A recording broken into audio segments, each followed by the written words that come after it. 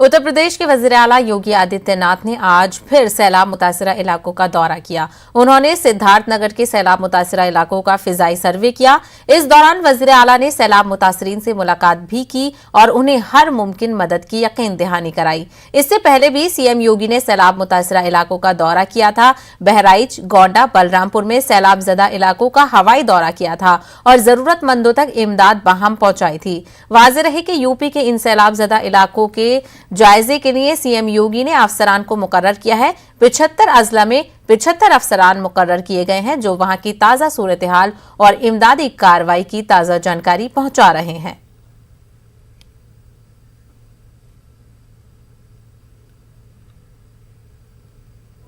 क्योंकि जनपद सिद्धार्थनगर में राप्ती, बूढ़ी नाप राप्ती, कूड़ा नदी और अन्य नदियां हैं जिनके कारण यहां पर हर वर्ष बाढ़ आती है।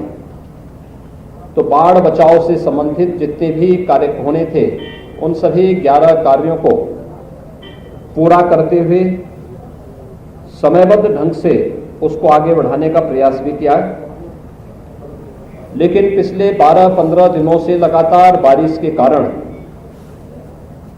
और नेपाल से सटे होने के कारण, नेपाल में भी भारी बरसात के कारण राप्ती नदी खतरे के निशान से लगभग 1.5 से 2 मीटर ऊपर बह रही है।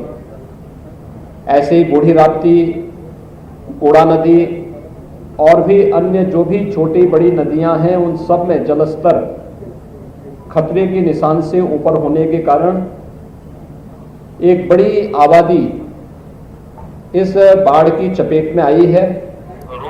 प्रदेश सरकार ने पहले से इस चीज को सुनिश्चित किया कि पीड़ित परिवारों को समय से बचाव और राहत कार्य के लिए हम लोग व्यवस्था करें। एनडीआरएफ, पीएसी फ्लड यूनिट और एसडीआरएफ की यूनिट हर जनपद में, प्रभावित जनपदों में पहले से तैनात की गई हैं, जो बचाव और राहत कार्यों में अपना योगदान दे रही हैं।